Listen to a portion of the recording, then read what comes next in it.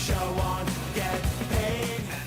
You're watching AM. Thanks for being with us this morning. New Zealanders are pinching the purse strings and the economy is feeling it. The latest retail data shows electronic transaction rates fell last month as people pull back on their spending. Milford Asset Management Portfolio Manager Mark Riggall joins us for more on this. Hey Mark. Morning. So we're talking about card spending here basically. Yeah. How does this compare if we look at, say, previous downturns in terms of the pullback?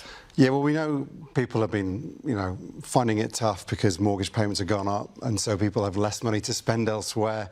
Obviously, inflation's gone up as well, so the price of a thing is costing more now than it was. So if we look at spending now on a per-person basis, it's actually as bad as it was, or if not worse than it was during the GFC, right? It's not in total because we've obviously had migration coming in, so population's grown by about 3%, and so that's boosted spending. But it clearly, the data is clearly showing you that households are kind of reining in spending, particularly for things like goods, right, just to try and make ends meet. Is there anything that is bucking the trend? Is there anything that people are happy to splash on still? Well, the good thing is, of course, is that tourism's going reasonably well, right? So arrival numbers continue to pick up. We continue to recover, to where we were pre-COVID. So that's encouraging. So that's people coming into the country and spending. So that is good. And, so some of the retail spending metrics actually measure overseas spending from Kiwis as well. So, so if you look at the whole spending in New Zealand, it's not as bad as the domestic card spending data would suggest. So that's encouraging, right? The tourism part of the economy is still supporting what's going on. And people still wanting to get away on holiday. What do we know about migration data that was released earlier this week too? Yeah, that's right. So migration has been a big kind of inflow of people to the country, and it's been very strong. Like you say, 3% population growth is pretty big. What we've seen this week for the data last month shows a step down in pace. Right, and so that's that kind of boom is kind of tailing off a little bit, and that's probably because we're seeing less demand for workers. So work visa applicants are down 50% year over year. But we're also seeing more Kiwis leaving, right, a record number of Kiwis leaving, and in fact most of those Kiwis are going to Australia. Well, we're having an interview on this as well just after 7 this morning because, New South Wales cops have quite pointedly said, hey, Kiwi cops, come on over. And they're not the only industry doing that, right?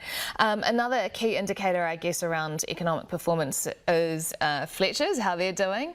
What is their expectation in terms of profit for end of year? Well, we had Fletcher's update their guidance for the full year this week. Investors weren't optimistic already, right? The stock's down 30% year to date before we came into this week, and they guided for the full year at below the bottom end of the range that they expected at the half year.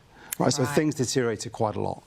And there's a lot of evidence in what they're saying of weakness in the domestic economy, right? Both because they're not seeing a lot of demand, but they're also having to compete now, which is hitting their gross margins. So if Kiwis are going offshore into Australia, what can they expect over there? Because we've just had a budget. Well, Australia has just released their budget. So what's the economic picture there? Well, the Australian budget is quite stimulative, right? So the government there has suddenly decided that they want to spend a lot of money.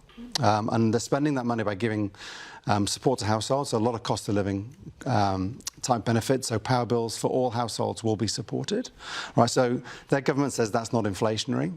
But so they're still dealing with the same inflation there as we are. That's right, and they didn't raise rates by as much as we did. So their base rate is about 1% below where ours is. Right. And so they've still got an inflation problem, and the government's spending money. The government says it's not inflationary. But if households spend the money they save on power bills elsewhere, then it very much could be inflationary. So it could be going against what the RBA are trying to do. So that's quite interesting. Is it the same? Do you think we'll have the same kind of focus here on our budget? Because, there are tax cuts that sound like they're definitely on the table. Yeah, we heard from PM Luxon yesterday, and I think, our budget at the end of this month, it's just not going to be as stimulative. There's just not as much room for us to move in terms of spending. So it's difficult to see the same kind of outcome for New Zealand, unfortunately. What do you think is the outlook in terms of rates, especially? This is always the million-dollar question. Let's try and get more optimistic. Look, I think if we can get rate cuts coming through, that's going to alleviate pressure on households very quickly. right? Because those mortgage rates are going to come down rapidly. What we know from previous history is that when the RBNZ cuts rates, they tend to cut them quite quickly. And we've got a lot of room to manoeuvre, right? So 5.5% right now, we could cut by, 1-2%, right? That's not currently expected. We're expected to cut, maybe in November.